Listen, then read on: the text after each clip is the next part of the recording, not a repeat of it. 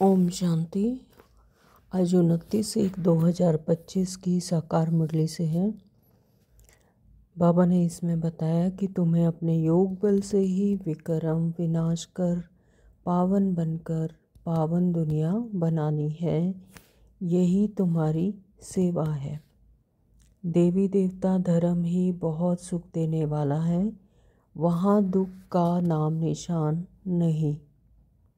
बाबा ने बताया कि भगवान ने ही समझाया है कि कोई मनुष्य को भगवान नहीं कहा जा सकता। यह 5 तत्वों का मनुष्य शरीर बना हुआ है। इनको कहते हैं मिट्टी का पुतला। सूक्ष्म वतनवासियों को मिट्टी का पुतला नहीं कहेंगे। नई दुनिया को सतो प्रधान कहा जाता है। योग बल से ही तुम्हारे विक्रम विनाश होते हैं और तुम पवित्र बन जाते हो। सूर्यवंशियों का राज्य सतयुग में ही था। निर्विकारी होते ही हैं सतयुग में। सतयुग में पवित्रता थी तो पीस और प्रॉस्पेरिटी थी।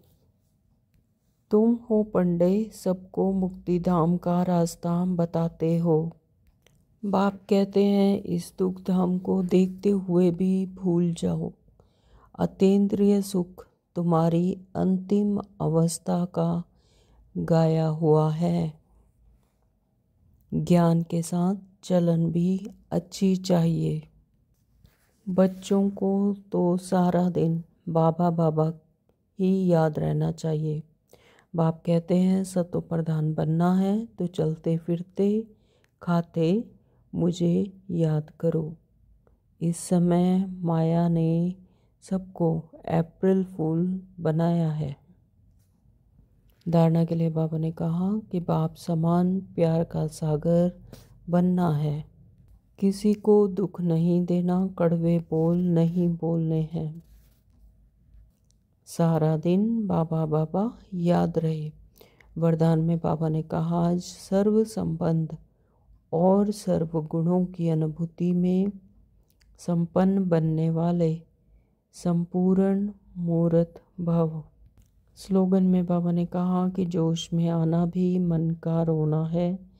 अब रोने की फाइल ख़त्म करो।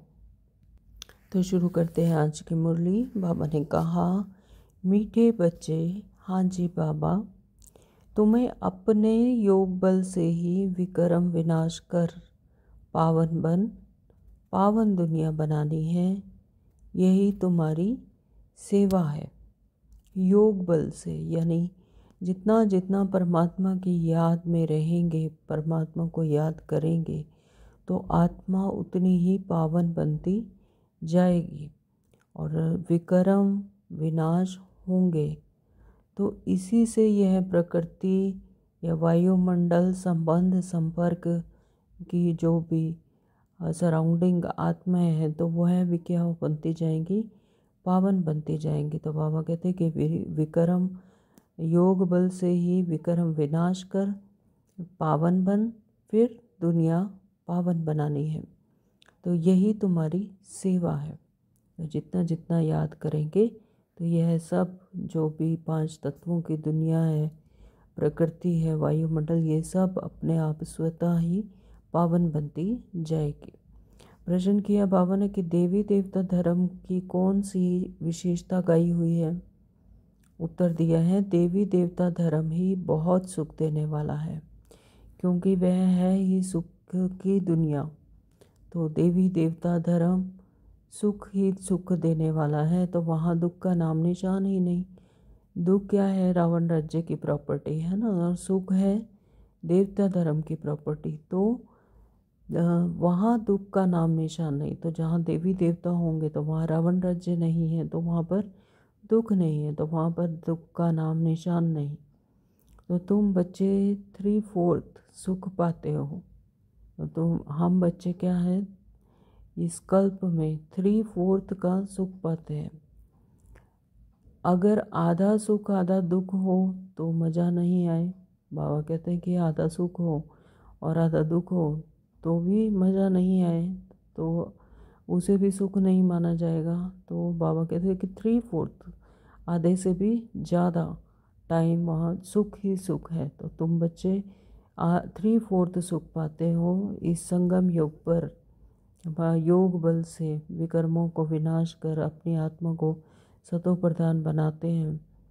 तो 21 जन्म का क्या 3/4 कल्प का सुख मिलता है। ओम शांति बाबा। बाबा कहते कि भगवानुवाच, भगवान ने ही समझाया है कि कोई मनुष्य को भगवान नहीं कहा जा सकता। देवताओं को ही भगवान नहीं कहा जाता, देवताओं को भी नहीं भगवान कहा जाता, क्योंकि मनुष्य और देवताएं क्या आते हैं, जन्म मरण में आते हैं, लेकिन परमात्मा निराकार है। परमात्मा कभी भी जन्म मरण में नहीं आते। ये 5 तत्वों की दुनिया में, सृष्टि चक्र में नहीं आते। वे सिर्फ ब्रह्मा बाबा का शरीर का आधार लेकर ही हमें ज्ञान देने के लिए, जो कि ड्रामा में नूंद है, तब आते हैं, लेकिन जीवन मरण में नहीं आते। तो भगवान तो निराकार है, उनको कोई भी साकारी व आकारी रूप नहीं है, ना साकारी है ना आकारी है। तो सूक्ष्म वतन वासियों का भी सूक्ष्म आकार है, इसलिए उसको कहा जाता है सूक्ष्म वतन। तो सूक्ष्म वतन वासियों का भी इसमें लाइट का शरीर की कहा जाता है कि सूक्ष्म वतन वासियों का सूक्ष्म आकार है, यानी लाइट का शरीर है, तो इसीलिए उसे सूक्ष्म वतन कहा जाता है। यहाँ साकारी मनुष्य तन है, इसलिए इसे स्थूल वतन कहा जाता है। यहाँ 5 तत्वों से जो शरीर धारण करते हैं, तो इसलिए इसे साकारी स्थूल वतन कहा जाता है, साकार वतन कहा जाता है। और सूक्ष्म वतन में यह स्थूल 5 तत्वों का शरीर होता नहीं, लेकिन जो सूक्ष्म वतन है वहाँ पर ये 5 तत्वों का शरीर नहीं होता, वहाँ पर लाइट का शरीर होता है। तो यह 5 तत्वों का मनुष्य शरीर बना हुआ है, इनको कहते हैं मिट्टी का पुतला। तो ये 5 तत्वों का शरीर जो बना होता है यहीं पर विलीन हो जाता है जब आत्मा इसे छोड़कर जाती है ना। तो ये मिट्टी का पुतला इसीलिए कहा जाता है क्योंकि यहाँ इसी से बना हुआ है 5 तत्वों से, और 5 तत्व में ही विलीन हो जाता है। तो सूक्ष्म वतन वासियों को मिट्टी का पुतला नहीं कहेंगे, लेकिन सूक्ष्म वतन में तो मिट्टी का पुतला नहीं कहा जाता। वहाँ पर जो शरीर है वो आकारी है, आकारी यानी शरीर ज्योति स्वरूप है, जो प्रकाश का शरीर है। तो सूक्ष्म वतन वासियों को मिट्टी का पुतला नहीं कहेंगे। डेटी यानी देवता धर्म वाले भी हैं मनुष्य, परंतु उनको कहेंगे दैवी गुण वाले मनुष्य। यानी सतयुग में जो देवता धर्म वाले हैं, उन्हें देवता धर्म वाले मनुष्य हैं, उनको भी कहेंगे दैवी गुण वाले मनुष्य। तो यह दैवी गुण प्राप्त करते हैं। तो यानी जितना जितना आत्मा सतो प्रधान होती है, तो उनका शरीर भी उसी तरह से कंचन काया वाला होता है। दैवी गुण प्राप्त किए शिव बाबा से, तो उस परमपिता परमात्मा शिव से यह दैवी गुण प्राप्त किए हुए होते हैं। तो दैवी गुण वाले मनुष्य और असुरी गुण वाले मनुष्यों में कितना फ़र्क है। तो दैवी गुण वाले मनुष्य हैं, उनका शरीर कितना, उनकी जो आत्मा है वो इस 5 तत्वों के शरीर में नहीं, देहभान नहीं होता, यानी उनमें दैवी गुण होते हैं। आत्मा अपनी श्रेष्ठ स्थिति में होती है, आत्मिक स्थिति में होती है, इसलिए उनको इसका देहभान नहीं होता हो सतयुग में, इसलिए दैवी गुण वाले मनुष्य कहा जाता है। उनकी कंचन काया होती है, तो हर चीज़ सतो प्रधान होती है। वहाँ की प्रकृति भी, वहाँ का वायुमंडल भी, वहाँ सारी जो वृक्ष होते हैं या पानी होता है, हर तरह का जल, हर चीज़ जो है सतो प्रधान होती है। तो और जो शरीर बना हुआ है मिट्टी से, पांचों तत्वों से, सारी सतो प्रधान होती है। लेकिन आसुरी गुण वाले मनुष्यों में सारे विकार होते हैं, तो इसलिए उनका शरीर भी उसी तरह से होता है। और आत्मा जो है पूरी तरह से शरीर में पांच तत्वों में जैसे होती है, उसमें ही मलिन हुई हुई होती है। तो इसलिए उनका आसुरी गुण होता है, यानी तमो प्रधानता में होते हैं। उनका शरीर भी तमो प्रधान होता है और मानसिकता भी तमो प्रधान हुई होती है।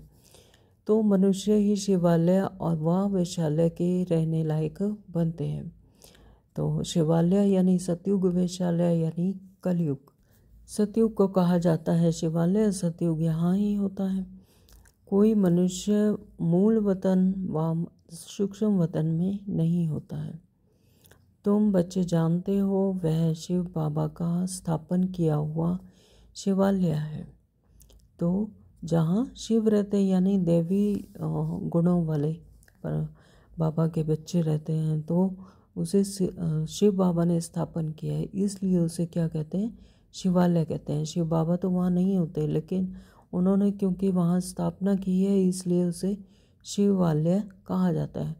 तो कब स्थापन किया, संगम युग पर। तो यह पुरुषोत्तम युग है। अभी यह दुनिया है पतित तमो प्रधान, इसको सतो प्रधान नई दुनिया नहीं कहेंगे।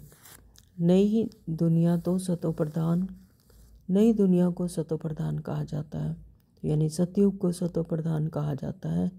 तो वही फिर जब पुरानी बनती है तो उसको तमो प्रधान कहते हैं। तो फिर सतो प्रधान कैसे बनती है, तो तुम बच्चों के योग बल से। तो जो अब परमात्मा को जिन बच्चों ने पहचाना है, तो बाबा ने उनके द्वारा ही योग बल से इस सतो प्रधान दुनिया की स्थापना की है। तो योग बल से ही तुम्हारे विकर्म विनाश होते हैं और तुम पवित्र बन जाते हो। पवित्र के लिए फिर जरूर पवित्र दुनिया चाहिए। पवित्र मनुष्य हैं, दैवी गुणों वाले मनुष्य हैं, तो फिर उनके लिए पवित्र दुनिया भी चाहिए। तो नई दुनिया को पवित्र, पुरानी दुनिया को अपवित्र कहा जाता है। तो पवित्र दुनिया बाप स्थापन करते हैं, पतित दुनिया रावण स्थापन करते हैं, है ना। विकारों से जो दुनिया बनती है तो वो कौन करते हैं, रावण स्थापन करते हैं पतित दुनिया की, जहाँ विकार ही विकार होते हैं। तो यह बातें कोई मनुष्य नहीं जानते। यह पांच विकार ना हो तो मनुष्य दुखी होकर बाप को याद क्यों करे।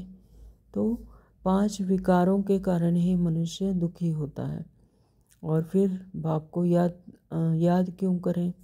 अगर मनुष्य दुखी होकर बाप को याद क्यों करे। बाप कहते हैं मैं हूँ ही दुख हरता सुख करता।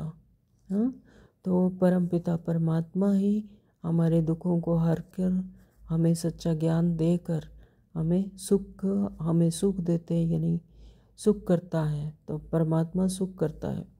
रावण का 5 विकारों का पुतला बना दिया है, 10 शीश दिखा दिए हैं।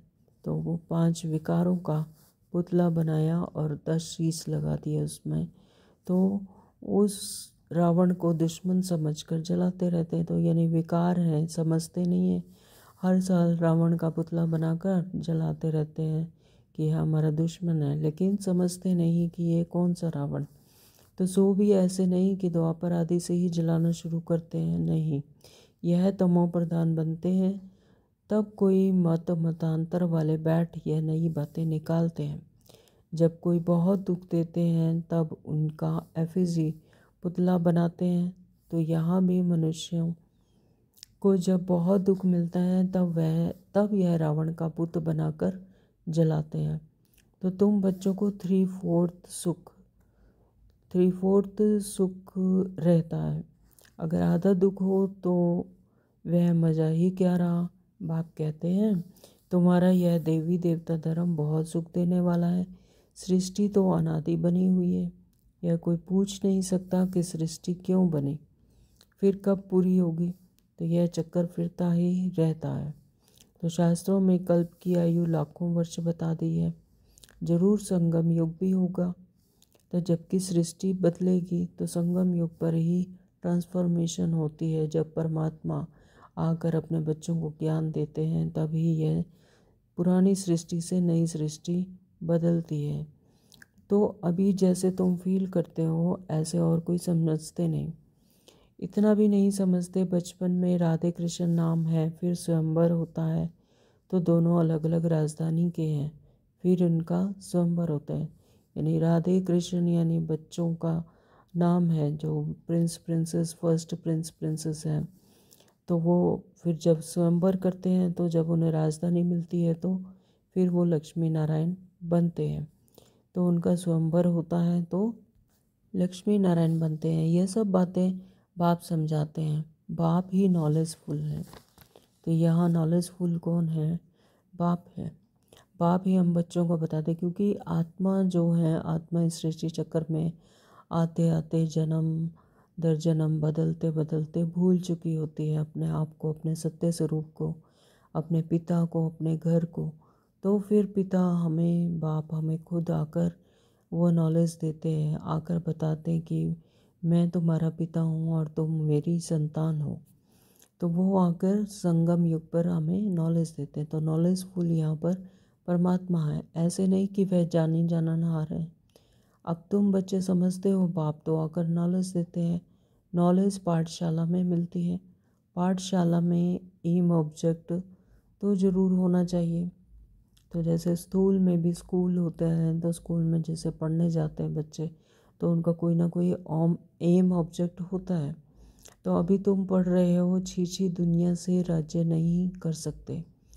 तो ये छीछी दुनिया रावण राज्य है, यहाँ विकार ही विकार हैं, तो यहाँ पर अब राज्य नहीं कर सकते। राज्य करेंगे गुलगुल दुनिया में, यानी सतयुग में, जहाँ सुख है, शांति है, आनंद है, स्नेह है। तो ऐसी गुलगुल राज्य, गुलगुल दुनिया बाबा कह रहे हैं कि वहाँ राज्य करेंगे। तो राजयोग कोई सतयुग में थोड़ी ही सिखाएंगे। तो राजयोग सतयुग में तो दरकार ही नहीं, वहाँ तो आत्माएं सतो प्रधान है ना। तो हर तरह का सुख है, शांति है, आनंद है। तो लेकिन वहाँ तो राजयोग नहीं सिखाएंगे। राजयोग कहाँ सिखाते हैं? संगम युग पर। तो संगम युग पर ही बाप राजयोग सिखलाते हैं। यह बेहद की बात है। तो बाप कब आते हैं किसी को भी पता नहीं। घोर अंधियारे में बाप कहाँ आते हैं?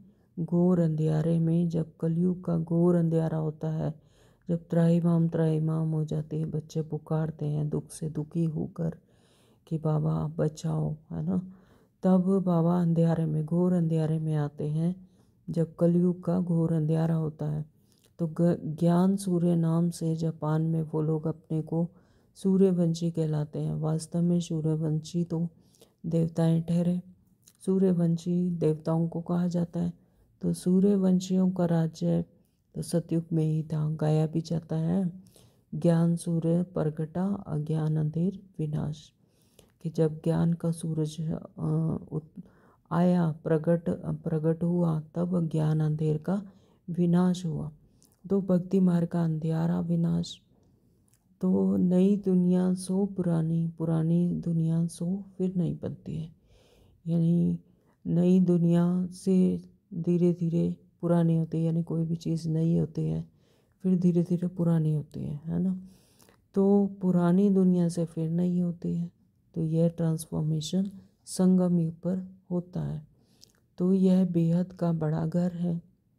तो यह बेहद का बड़ा घर है। पूरा सृष्टि चक्कर, पूरा ब्रह्मांड यानी एक बेहद का बड़ा घर है। कितना बड़ा मांडवा है, सूर्य हैं, चांद हैं, सितारे हैं, कितना काम देते हैं। रात्रि को बहुत काम चलता है।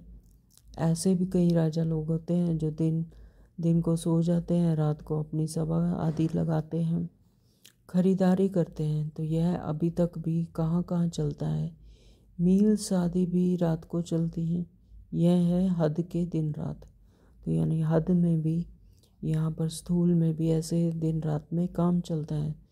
तो वह है बेहद की बात। लेकिन जो बाबा हमें रूहानी ज्ञान दे रहे हैं वह क्या है? बेहद, कि जिसका कोई हद नहीं, उसकी बात। तो यह बातें सिवाय तुम्हारे किसी के बुद्धि में नहीं है, क्योंकि परमात्मा ने हम बच्चों को ही आकर ज्ञान दिया। तो यह हमारी बुद्धि में ही आता है। जब बाबा हमें आकर ज्ञान देते हैं तो शिव बाबा को भी जानते नहीं, बाप हर बात समझाते रहते हैं। ब्रह्मा के लिए समझाया है, प्रजापिता ब्रह्मा है। बाप जब सृष्टि रचते हैं तो जरूर किसी में प्रवेश करेंगे। पावन मनुष्य तो होते ही सतयुग में हैं। कलयुग में तो सब विकार से पैदा होते हैं। कलयुग में सब विकार से पैदा होते हैं, इसलिए पतित कहा जाता है। मनुष्य कहते हैं कि विकार बगैर सृष्टि कैसे चलेगी। अरे देवताओं को तो तुम कहते हो संपूर्ण निर्विकारी, कितनी शुद्धता से उनके मंदिर बनाते हैं। ब्राह्मण बगैर कोई अंदर जाना भी अलाउ नहीं करेंगे। तो वास्तव में इन देवताओं को विकारी कोई टच नहीं कर सकते। परंतु आजकल तो पैसे से सब कुछ होता है। कोई घर में मंदिर आदि रखते हैं तो ब्राह्मण को ही बुलाते हैं। अब विकारी तो यह ब्राह्मण भी है, सिर्फ नाम ब्राह्मण है, यह तो दुनिया ही विकारी है। तो यहाँ पर सारा कुछ ही विकार है, विकारों से आसुरी गुण हैं, तो इसलिए यह दुनिया ही क्या है, विकारी है। तो पूजा भी विकारियों से ही होती है। तो जब कोई है ही नहीं, पावन कोई है ही नहीं, तो विकारियों से ही पूजा करते रहते हैं। विकारी निर्विकारी कहाँ से आए? जब सारी दुनिया ही तमो प्रधानता में है तो सारी सृष्टि है ना, पेड़ पौधे हर चीज़, वायुमंडल, हवा, पानी और यहाँ तक कि मनुष्य भी सब विकारी हैं। तो निर्विकारी कहाँ से आए? निर्विकारी होते ही सतयुग में है। तो यहाँ तो सब विकारी हैं, तो निर्विकारी कहाँ होते हैं? सतयुग में। ऐसे नहीं कि जो विकार में नहीं जाते उनको निर्विकारी कहेंगे। शरीर तो फिर भी विकार से ही पैदा हुआ ना। अगर कोई कहे, कोई बच्चा कहता है कि अगर भाई हम विकार में नहीं जाते तो हम तो निर्विकारी हैं, लेकिन यहाँ पर सारा कुछ ही विकारी है। तो शरीर तो फिर भी विकार से पैदा हुआ, तो इसलिए इन्हें निर्विकारी नहीं कहा जा सकता। तो बाप ने एक ही बात समझाई है कि यह सारा रावण राज्य है, राम राज्य में संपूर्ण निर्विकारी। राम राज्य यानी सतयुग, सतयुग में संपूर्ण निर्विकारी, और रावण राज्य में यानी कलयुग में सारे विकारी हैं। तो सतयुग में पवित्रता थी तो पीस और प्रॉस्पेरिटी भी थी। सतयुग में ही पवित्रता थी। जैसे जैसे आत्मा अपनी आत्मिक स्थिति में रहकर पवित्र बनती है तो फिर पीस और प्रॉस्पेरिटी भी वहाँ थी। तो तुम दिखला सकते हो कि सतयुग में इन लक्ष्मी नारायण का राज्य था, वहाँ 5 विकार होते ही नहीं। वह है ही पवित्र राज्य जो भगवान स्थापन करते हैं। भगवान पतित राज्य थोड़ी ही स्थापन करते हैं। भगवान पतित राज्य नहीं स्थापन करते, पवित्र राज्य स्थापन करते हैं। सतयुग में अगर पतित होते तो पुकारते ना, वहाँ तो कोई पुकारते ही नहीं। सुख में कोई याद नहीं करते, यानी सतयुग में कोई भी परमात्मा को याद नहीं करती, यानी वहाँ विस्मृति हो जाती है। तो वहाँ पुकारने की दरकार ही नहीं, वहाँ कोई याद नहीं करते, सुख में कोई नहीं करते। परमात्मा की महिमा भी करते हैं, सुख के सागर, पवित्रता के सागर कहते भी हैं, शांति हो। अब सारी दुनिया में शांति मनुष्य कैसे करेंगे? शांति का राज्य तो एक स्वर्ग ही में ही था। जब कोई आपस में लड़ते हैं तो सुलह शांति कराना होता है, तो वहाँ तो है ही एक राज्य। वह कहते हैं जैसे कोई स्कूल में भी अगर लड़ाई करते हैं तो फिर उनकी सुलह शांति करानी होती है ना, तो उनके दोस्त जो या संबंधी होंगे उनकी सुलह शांति कराते हैं। लेकिन वहाँ यानी सतयुग में है ही एक राज्य। वहाँ सभी के संकल्प एक तरह के हैं, वहाँ तेरा मेरा ऐसे डुअलिटी वाले संकल्प नहीं है। वहाँ ऐसी वृत्ति ही नहीं है कि सभी सुखी हैं, शांति में होते हैं। काम, क्रोध, लोभ, मोह, अहंकार जैसे विकार ही नहीं होते, तो इसलिए वहाँ लड़ाई नहीं होती। तो बाबा कहते हैं कि वहाँ है ही एक राज्य। तो बाप कहते हैं कि इस पुरानी दुनिया को ही अब ख़त्म होना है। इस महाभारत लड़ाई में सब विनाश होते हैं। विनाश काले विपरीत बुद्धि अक्षर भी लिखा हुआ है। विनाश काले विपरीत बुद्धि, या ऐसे कहोगे विपरीत बुद्धि होती है तो विनाश काले होता है। तो ये अक्षर भी लिखा हुआ है कि बरोबर पांडव तो तुम हो ना, तुम हो रूहानी पंडे यानी गाइड। तो हम परमात्मा के बच्चे रूहानी पंडे हैं, तो सबको मुक्ति धाम का रास्ता बताते हो। बाबा ने कहा कि सबको मुक्ति धाम का रास्ता भी तुम बच्चे बताते हो। तो वह है आत्माओं का घर। आत्माओं का घर कौन सा? आत्माओं के रहने का जगह, स्थान, जो घर है आत्माओं का, वो क्या है? शांति धाम। यह है दुख धाम। तो अब आप कहते हैं कि इस दुख धाम को देखते हुए भी भूल जाओ कि यह जो दुख धाम, दुख की दुनिया को देख रहे हो, इसे भूल जाओ। बस अभी तो हमको शांति धाम में जाना है, क्योंकि यह हमारा घर नहीं है, यह रावण राज्य है। हम पराई दुनिया में आए हुए हैं, तो अभी तो हमको शांति धाम में जाना है, यानी अपने घर में जाना है। तो यह आत्मा कहती है, आत्मा रियलाइज़ करती है, आत्मा को स्मृति आई है कि मैं आत्मा हूँ। बाप कहते हैं मैं जो हूँ, जैसा हूँ, और तो कोई समझा ना सके, समझ ना सके, तुमको ही समझाया है कि मैं बिंदी हूँ। तो मैं हर घड़ी घड़ी बुद्धि में ये याद रहना चाहिए कि हमने 84 का चक्र कैसे लगाया है। इसमें बाप भी याद आएगा, घर भी याद आएगा, और चक्र भी याद आएगा। तो इस वर्ल्ड की हिस्ट्री ज्योग्राफी को तुम ही जानते हो, कितने खंड हैं, कितनी लड़ाई आदि लगी। सतयुग में लड़ाई आदि की बात ही नहीं, तो सतयुग में तो लड़ाई होती नहीं, क्योंकि वहाँ विकार ही नहीं। तो कहाँ राम राज्य और कहाँ रावण राज्य? तो रावण राज्य में लड़ाई होती है, क्योंकि यहाँ विकार है। तो बाप कहते हैं कि अभी तुम जैसे कि ईश्वर राज्य में हो, क्योंकि ईश्वर यहाँ आया है तो राज्य स्थापन करने। तो ये संगम युग पर जैसे ही आत्मा को अपनी स्मृति आती है और उसे परमात्मा का परिचय मिलता है, तो यह क्या है? ईश्वरीय राज्य। तो क्योंकि इसमें यहाँ पर ईश्वर यहाँ पर साक्षात आए हुए हैं, तो और राज्य का स्थापन कर रहे हैं, यानी सतयुग की स्थापना कर रहे हैं। तो ईश्वर खुद तो राज्य करते नहीं, खुद रजाई लेते नहीं, तो ईश्वर को ऐसी दरकार ही नहीं। वो तो निराकार है, बिंदु स्वरूप है, तो उन्हें तो राज्य करना नहीं। तो हम बच्चों को वो राज्य स्थापन करके दे देते हैं बादशाही करने के लिए, तो खुद रजाई लेते नहीं। रजाई यानी बादशाही तो वो खुद नहीं लेते, क्योंकि उन्हें राज्य नहीं करना, निष्काम सेवा करते हैं। ऊँचते ऊँच भगवान हैं सब आत्माओं का बाप। तो उन्हें किसी निष्काम सेवा करते हैं, यानी उन्हें किसी चीज़ की इच्छा नहीं, वो सिर्फ ऊँचते ऊँच भगवान हैं, हम सबको राज्य की स्थापना कर कर देते हैं। तो सब आत्माओं का बाप। बाबा कहने से एकदम खुशी का पारा चढ़ना चाहिए। तो जब बच्चे पिता कहते हैं तो उन्हें खुशी होती है। तो बाबा इतना बड़ा इस सृष्टि का रचयिता, जब एकदम बाबा हम उन्हें कहते हैं, तो बाबा कहते हैं एकदम खुशी का पारा चढ़ना चाहिए, यानी बहुत खुशी होनी चाहिए। अतीन्द्रिय सुख तुम्हारी अंतिम अवस्था का गाया हुआ है, ये अंडरलाइन है कि अतीन्द्रिय सुख, सभी इंद्रियों से परे का सुख तुम्हारी अंतिम अवस्था गाई हुई है। तो हम आत्माओं की जब सभी इंद्रियों से परे का सुख होगा, तब क्या होगा? अंतिम अवस्था होगी। तो जब इम्तिहान के दिन नज़दीक आते हैं, तो उस समय सब साक्षात्कार होते हैं। जब इम्तिहान के दिन नज़दीक आते हैं, तो उस समय सब साक्षात्कार होते हैं। अतीन्द्रिय सुख भी बच्चों को नंबरवार होते हैं।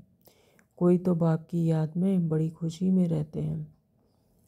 बाबा कहते तुम बच्चों को सारा दिन यही फीलिंग रहे कि ओह बाबा आपने हमें क्या से क्या बना दिया है, आपसे कितना न हमें सुख मिलता है। बाप को याद करते प्रेम के आंसू आ जाते हैं। तो प्रेम में आंसू आ जाते हैं बाबा को याद करके। कमाल है, आप आकर के हमको दुख से छुड़ाते हो। तो कितने अनुभव की बात है और कितने वंडरफुल बात है कि जो बाप हमें दिखाई नहीं देता इन स्थूल आँखों से, है ना, तो उनके प्यार में हम प्रेम के आंसू बहाते हैं। तो कमाल है। किसी ने पूछा प्रदर्शनी में कि कहाँ है परमात्मा, कहाँ है, क्या दिखाई देता है? तो इन स्थूल आँखों से तो कोई दिखाई नहीं देता बाबा। ज्ञान के सूक्ष्म नेत्रों से उसे देखा जाता है, अनुभव किया जाता है। प्यार के, प्रेम के जो आंसू आ जाते हैं तो वो बिना अनुभव के थोड़ी ना आ जाते हैं, है ना। तो बाप को याद करके प्रेम के आंसू आ जाते हैं। कमाल है।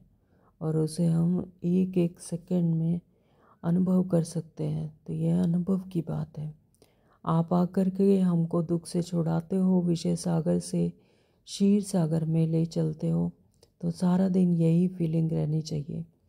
बाप जिस समय तुमको याद दिलाते हैं तो तुम कितने गदगद होते हो, यानी खुश होते हो। तो शिव बाबा हमको राजयोग सिखला रहे हैं। बरोबर शिवरात्रि भी मनाई जाती है, परंतु मनुष्य ने शिव बाबा के बदले श्री कृष्ण का नाम गीता में दे दिया है। तो श्री कृष्ण तो क्या है? फर्स्ट प्रिंस, यानी रचयिता, रचना, फर्स्ट रचना, श्रेष्ठ श्रेष्ठ रचना है शिव बाबा की। लेकिन बाबा ने शिव सच्ची गीता हमें किसने सुनाई? शिव बाबा ने सुनाई, पर स्वयं परमपिता परमात्मा ने सुनाई। तो श्री कृष्ण परमात्मा नहीं है, वो देवता है और शिव बाबा परमात्मा है। तो यह बड़े ते बड़े एकस भूल है। नंबर 1 गीता में ही भूल कर दी है। ड्रामा ही ऐसा बना हुआ है। बाप आकर यह भूल बताते हैं कि पतित पावन मैं हूँ, वह श्री कृष्ण है। तो श्री कृष्ण तो जन्म मरण में आते, शरीर धारण करते हैं, तो वह पतित पावन कैसे हो सकते हैं? तुमको मैंने राजयोग सिखलाए, मनुष्य से देवता बनाया। गायन भी मेरा है ना, अकाल मूरत अजोनी, है ना। तो जो भी नाम देते हैं शिव परमात्मा के, तो श्री कृष्ण की यह महिमा थोड़ी ही होती है, कर सकते हैं। वह तो पुनर्जन्म में आने वाला है, तुम बच्चों में ही नंबरवार है। तो जिनकी बुद्धि में यह सब बातें रहती हैं, ज्ञान के साथ चलन भी अच्छी चाहिए। माया भी कोई कम नहीं है। जो पहले आएंगे वह ज़रूर इतनी ताकत वाले होंगे। पाठधारी भिन्न भिन्न होते हैं ना। हीरो हीरोइन का पाठ भारतवासियों को ही मिला हुआ है। तुम सबको रावण राज्य से छुड़ाते हो। श्रीमत पर तुमको कितना बल मिलता है। माया भी बड़ी दुस्तर है, चलते चलते धोखा दे देती है। बाबा प्यार का सागर है, तो तुम बच्चों को भी बाप समान प्यार का सागर बनना है। कभी कड़वा नहीं बोलो, तो किसी को दुख देंगे तो दुखी होकर मरेंगे। जो देंगे वही मिलेगा। देने में लेना समाया हुआ है। तो किसी को अगर दुख देंगे तो दुखी होकर मरेंगे, बाबा कह रहे हैं। तो यह आदत सब मिटानी चाहिए। गंदे ते गंदी आदत है विषय सागर में गोते खाना। तो बाप भी कहते हैं काम महाशत्रु है। कितनी बच्चियां मार खाती हैं। कोई कोई तो बच्ची को ही कह देंगे कि भल पवित्र बनो। अरे पहले खुद तो पवित्र बनो। बच्ची दे दी खर्चे आदि के बोझ से और ही छूटा, क्योंकि समझते हैं पता नहीं इनकी तकदीर में क्या है। घर भी कोई सुखी मिले या ना मिले, आजकल खर्चा भी बहुत लगता है। तो गरीब लोग तो जड़ दे देते हैं। कोई को फिर मोह रहता है। आगे एक बिल्ली आती थी, उनको ज्ञान में आने नहीं दिया, क्योंकि जादू का डर था। भगवान को जादूगर भी कहते हैं। रहम दिल भी भगवान को ही कहेंगे, श्री कृष्ण को थोड़े ही कहेंगे। रहम दिल वह जो बेरहमी से छुड़ाए। बेरहमी है रावण, यानी रावण है उसे रहम नहीं आता। वो क्या है? बेरहमी है। असुरी विकार, असुरी अवगुण। तो रहम दिल जो है वो परमात्मा का गुण है ना। पर रहम दिल भगवान को कहेंगे, ना कि रावण को। तो पहले पहले है ज्ञान, ज्ञान भक्ति फिर वैराग्य। ऐसे नहीं कि भक्ति ज्ञान फिर वैराग्य कहेंगे। पहले पहले आता है ज्ञान, फिर आती है भक्ति, फिर वैराग्य। ऐसे नहीं कि पहले भक्ति ज्ञान फिर वैराग्य। ज्ञान और भक्ति के बाद ही वैराग्य आता है, और भक्ति और ज्ञान फिर वैराग्य कहेंगे। पहले ज्ञान नहीं आता, पहले आती है भक्ति। पहले भक्ति करते हैं, भक्ति का फल मिलता है, उसका रिजल्ट आता है ज्ञान। जो भक्ति ज़्यादा से ज़्यादा करते हैं फिर उनको मिलता है ज्ञान, फिर ज्ञान से वैराग्य आता है। तो ज्ञान का वैराग्य थोड़ी ही कह सकते हैं, भक्ति का वैराग्य करना होता है। इसलिए ज्ञान भक्ति वैराग्य यह राइट अक्षर है। बाप तुमको बेहद का अर्थात पुरानी दुनिया का वैराग्य कराते हैं। सन्यासी तो सिर्फ घर बार से वैराग्य कराते हैं, यह भी ड्रामा में नूंद है।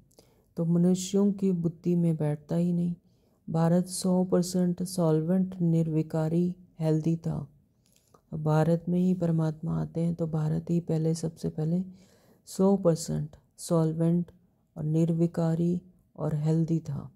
तो कभी अकाले मृत्यु नहीं होती थी। इन सब बातों की धारणा बहुत थोड़ों को ही होती है। जो अच्छी रीति सर्विस करते हैं वह बहुत साहूकार बनेंगे। बच्चों को तो सारा दिन बाबा बाबा ही याद रहना चाहिए। बच्चों को बाबा कहते हैं कि सारा दिन बाबा बाबा ही याद रहना चाहिए। तो हर एक बात में बाबा याद आना चाहिए।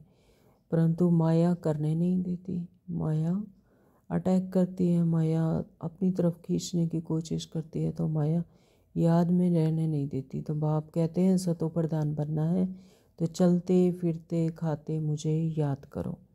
यानी अपने हर कार्य में, हर क्रियाकलाप में, कर्म में कर्म योगी बनकर रहो। यानी चलते फिरते खाते, है ना, सोते, हर तरह हर काम में बाबा को याद रखना है। सतो प्रधान बनना है तो चलते फिरते खाते मुझे याद करो। मैं तुमको विश्व का मालिक बनाता हूँ। तुम याद नहीं करेंगे तो बहुतों को माया के तूफान आते रहते हैं, आते हैं। अगर याद भूल जाती है, विस्मृति हो जाती है, तभी माया तूफान लाती है। अगर याद रहती है, बाप की याद सदा रहेगी, तो माया दूर से ही भाग जाती है। बाप समझाते हैं यह तो होगा, ड्रामा में नूंद है। स्वर्ग की स्थापना तो होनी ही है। सदैव नई दुनिया तो रह नहीं सकती, सदैव नई दुनिया तो रह नहीं सकती। चक्कर तो फिरेगा, यानी चक्कर तो फिरना ही फिरना है। ड्रामा में नूंद है, कल्प तो चलना ही है। तो चक्कर फिरेगा तो नीचे ज़रूर आएंगे, उतरेंगे। हर चीज़ नई से फिर पुरानी ज़रूर होती है। कोई भी चीज़ है, चाहे कोई वृक्ष है, वो पहले छोटा पौधा होता है, फिर बड़ा होता है, फिर पुराना होता जाता है। तो ऐसे ही सारी प्रकृति भी धीरे धीरे पहले नई होती है, फिर धीरे धीरे पुरानी होती जाती है। तो इस समय माया ने सबको अप्रैल फूल बनाया हुआ है, यानी बुद्धू बनाया हुआ है। नीचे गिरा देती है, आत्मिक परसेंटेज डाउन कर देती है, और माया जैसे सभी को अप्रैल फूल बनाती है। बाप आकर गुलगुल बनाते हैं, यानी बाबा हमें सतो प्रधान बनाते हैं। परमात्मा ज्ञान देकर गुण शक्तियाँ भर कर हमें फिर से श्रेष्ठ से श्रेष्ठ बनाते हैं। अच्छा, मीठे मीठे सिकलदी बच्चों प्रति माता पिता बाप दादा का याद प्यार और गुड मॉर्निंग। रूहानी बाप की रूहानी बच्चों को नमस्ते। हम रूहानी बच्चों की रूहानी बाप को नमस्ते जी, नमस्ते जी, नमस्ते जी। शुक्रिया बाबा, शुक्रिया। वाह बाबा वाह। धारणा के लिए मुख्य सार बाबा ने दिया। नंबर 1, बाप समान प्यार का सागर बनना है। बाप समान प्यार का सागर बनना है, यानी पिता है वह अपने बच्चों को प्यार देता है ना। तो आज के टाइम में तो हर एक व्यक्ति क्या कर रहा है, स्नेह ढूंढ रहा है। हर किसी से स्नेह चाहता है कि कोई उसे प्यार के 2 बोल बोल दे, है ना, स्नेह का व्यवहार करे। तो लेकिन इस कलयुग में तो सिर्फ एक परमात्मा ही भरपूर है। परमात्मा ही प्यार का सागर है, वही हमें प्यार का सागर एक गीत भी गाया जाता है स्थूल में, तू प्यार का सागर है, तेरी एक बूंद के प्यासे हम, है ना। ऐसे तो वो प्यार का सागर तो सिर्फ एक परमात्मा ही है, वही हमें स्नेह दे सकता है। तो मनुष्य मनुष्य को कुछ दे ही नहीं सकता। तो कभी किसी को भी दुख नहीं देना, बाबा कहते हैं। लेकिन बाबा के बच्चे बाप समान प्यार का सागर बनना है, कभी किसी को दुख नहीं देना, कड़वे बोल नहीं बोलने हैं और गंदी आदतें मिटा देनी है। एक कहावत भी है कि तलवार का घाव जो है वो मिट जाता है, लेकिन कड़वे बोल का कभी भी चोट भूलती नहीं है। तो कड़वे बोल हमेशा याद रहते हैं। तो बाबा के बच्चों को यह बाबा शिक्षा देते हैं कि कड़वे बोल कभी किसी को नहीं बोलने हैं और गंदी आदतें मिटा देनी है। यानी देहभान में आकर किसी को भी उल्टा सीधा नहीं बोलना है। नंबर 2, बाबा ने कहा कि बाबा से मीठी मीठी बातें करते इसी फीलिंग में रहना है कि ओहो बाबा, आपने हमें क्या से क्या बना दिया, आपने हमें कितना सुख दिया है। बाबा आप क्षीर सागर में ले चलते हो, क्षीर सागर यानी प्यार के सागर सतयुग में ले चलते हो, सारा दिन बाबा बाबा याद रहे।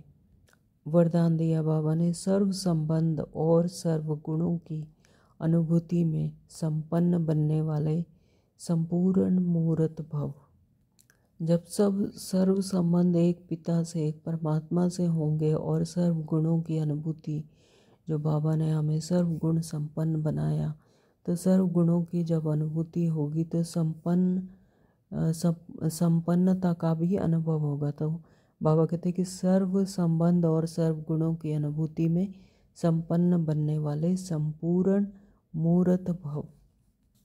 संगम युग पर विशेष सर्व प्राप्तियों में स्वयं को संपन्न बनाना है।